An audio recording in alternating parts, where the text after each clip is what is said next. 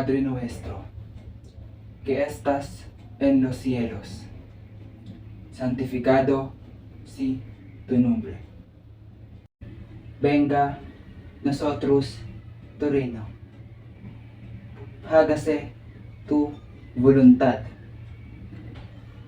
así en la tierra como en los cielos. Danos hoy pan de cada día.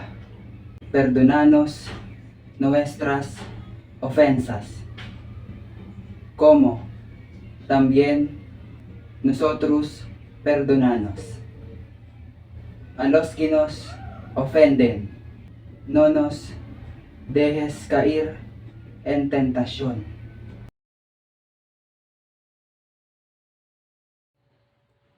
Ako'y isang ulila, isang sawi.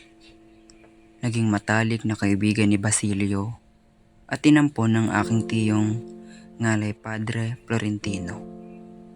Naging kasintahan ko si Paulita Gomez, ngunit hindi kami tinadhana. At sa kabila ng lahat, ako pa rin ang nag-iisang isagani. Buhat pagkabatay, madalas kong pinagmamasdan ang karagatan mula sa malayo.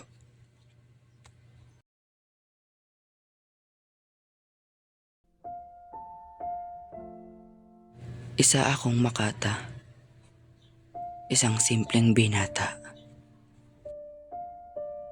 Malayang pag-aaral sa wikang Kastila sa Pilipinas ang aking hangarin.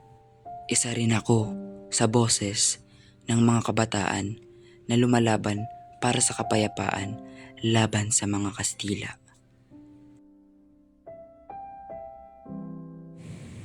Bagamat dama ko na may kulang sa aking pagkatao, napunan naman ito nang punan ko ang kulang ng ibang tao. Kailan may hindi ako naging bingi sa daing ng iba, ni ako hindi naging bulag man sa kalagayan ng iba, dahil ang aking kataimtiman ay nasa kapwa ng bayang dapat kong pakairugin. Kung sa pagtanda ko'y lumingon man ako sa aking kabataan at wala ni isa man akong nagawang mabuti para sa aking bayan, bawat puting buhok ay magsisilbing tinig na susurot sa aking pagkatao. Wala naman akong anumang bagay, kaya't kung pati ang aking buhay ay kailangan kong ialay, buong loob kong ibibigay.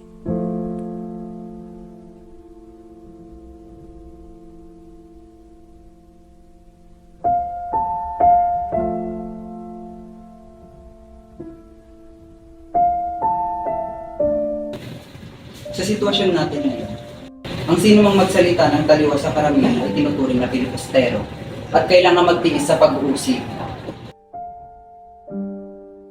Ang mga praile ay siyang may pananagutan na hubugin ang binhing kabataan sa isip at katawan. Kanilang responsibilidad na magpalaki ng isang bayang matalino, dakila at tapat. Ngayon aking itatanong, nakatupad baga ang mga praile sa kanilang pananagutan? O kanilang minamanipula ang mga kabataan gamit ang kanilang paniniwala para sa kapakinabangan ng mga namamalakad? Sa lahat ng ito, sinong may sala? Kami na umaayon at umaayon-sunod sa lahat ng bagay? O kayo na namamahala ng aming ikatututo ng daang-daang taon na? Sa aking naging buhay, kay rami kong sakripisyo at kay rami ring natamo.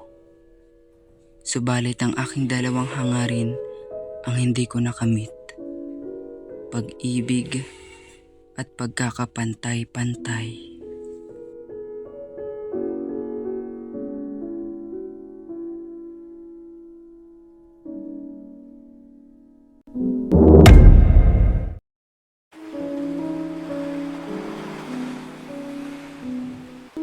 Daluyong, ang matataas na alindog ng mga alon ay hinihila muling pababa, na uuwi sa wala. Buhat pagkabatay, madalas kong pinagmamasdan ang karagatan mula sa malayo.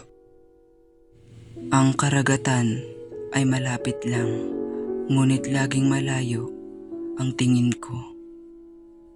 Ang karagatan ay buhay ko, sapagkat gaya ninyo, ako rin ay isang Indio.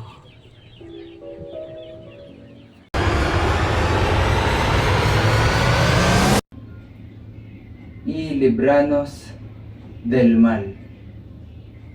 Amén.